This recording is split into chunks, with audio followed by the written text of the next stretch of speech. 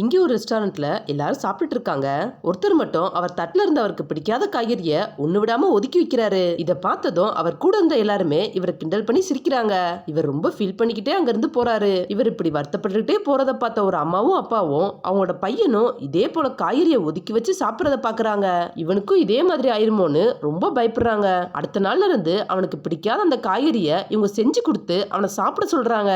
அந்த பையன் வேணாம்னு சொல்ல இவங்க ஒரு ஸ்பூனை எடுத்துட்டு வந்து இவனுக்கு ஊட்டி விட பாக்குறாங்க. அப்ப அந்த பையனுக்கு இவங்க ரெண்டு பேரும் ஒரு மான்ஸ்டர் மாதிரி தெரியுது. அந்த காய்கறியோ இவனை விரட்டிட்டே வந்து இவனோட வாய்க்குள்ள போற மாதிரி நினைக்கிறான். இதனால அவன் வாயில கொடுத்திருந்த அந்த காய்கறியை துப்பிடுறான். இதை பார்த்த அம்மா அப்பா ரெண்டு பேரும் ரொம்ப கோப்பட்டு இவன் கண்ணத்தை கிள்றாங்க. அப்புறம் அவங்க அந்த காய்கறியை வச்சு விதவிதமா சாப்பாடு செஞ்சு வந்து கொடுக்குறாங்க. அந்த குட்டி பையனும் எல்லா சாப்பாட்டுல இருந்தும் அந்த காய்கறி மட்டும் எடுத்து வச்சிடறான். எதையுமே அவன் சாப்பிடறதே இல்ல. அதனால அம்மா கோப்பட்டு கத்துறாங்க. அப்புறம் அவங்க நூடுல்ஸ் செஞ்சு கொடுக்குறாங்க.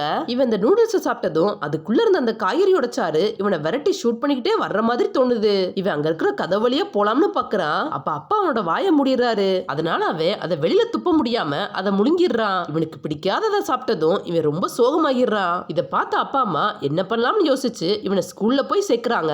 அந்த ஸ்கூல்லயே மதிய சாப்பாடா அந்த காய்கறி தான் வச்சு கொடுக்குறாங்க. இவன் இதை பார்த்ததும் அது வேணாம்னு ஒதுக்கி வைக்கிறான். அப்ப வாடனும் இந்த சாப்பாடு அவனோட வாய்க்குள்ளே திணிச்சிடுறாரு. இவன் அதை சாப்பிட்டு சோகமா அங்கேயே உட்கார்ந்துடுறான். ஸ்கூல் முடிஞ்சதும் அம்மா அப்பா அவனை கூப்பிடலாம்னு வர்றாங்க.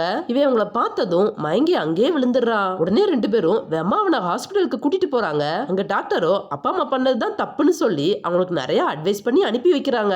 இவங்க வீட்டுக்கு வந்ததும் அம்மா திரும்பவும் அதே சாப்பாடை தான் அவனுக்கு செஞ்சு கொடுக்குறாங்க. அவனும் மறுபடியும் அதே போல காய்கறியை தான் ஒதுக்கி வைக்கிறான். இந்த தடவை இவங்க கோப்பட்டு கத்தாம அமைதியாவே இருக்கிறாங்க. இதை பார்த்ததும் இவனோட மனசுல இவனை பார்த்துட்டே இருந்த நிறைய கண்கள் எல்லாம் மறைஞ்சு போகுது. அம்மாவும் அவனுக்கு விதவிதமா அந்த காய்கறி வச்சு சமைச்சு கொடுக்குறாங்க. இவன் எல்லாத்தையுமே வேணான்னு தான் சொல்றான். இதனால அவங்க அவனுக்கு வெறும் தட்டை கொடுக்குறாங்க. இவன் சோகமா அந்த தட்டை பாக்குறான். அப்ப கிச்சன்ல இருந்து சமையல் பண்ற வாடை வருது. இவன் அது என்னன்னு கிச்சன்ல போய் பார்க்க அம்மாவோ நீ வந்து சமையல் பண்றியான்னு அவனை சமைக்க சொல்றாங்க. இவன் இந்த காய்கறி வச்சு சமையல் பண்ணதும் இவனோட மனசே மாறிடுது. இவனே எல்லா சாப்பாடையும் டேபிள்ல வந்து வைக்கிறான். அப்ப அம்மாவும் அப்பாவும் அதை எடுத்து சாப்பிடுறாங்க. இவன் யோசிக்கிட்டு மெதுவா அந்த சாப்பாடு எடுக்கிறான். அப்ப இவனோட கற்பனையில அந்த காய்கறி இவனை விட பெருசா தெரியுது. இவனோட அம்மாவும் அப்பாவும் இவன் மேல காட்டுற அன்புனால இப்ப இவன் அந்த காய்கறியை விட பெருசா மாறிடுறான். இவன் தைரியத்தை வர வச்சுட்டு ஸ்பூனால அந்த காய்கறி அடிக்க நிஜத்துல அந்த காய்கறியையும் அவன் சாப்பிட்டுறான். இதை பார்த்த அம்மாவும் அப்பாவும் ரொம்ப சந்தோஷமா அவனை ஹக் பண்றாங்க.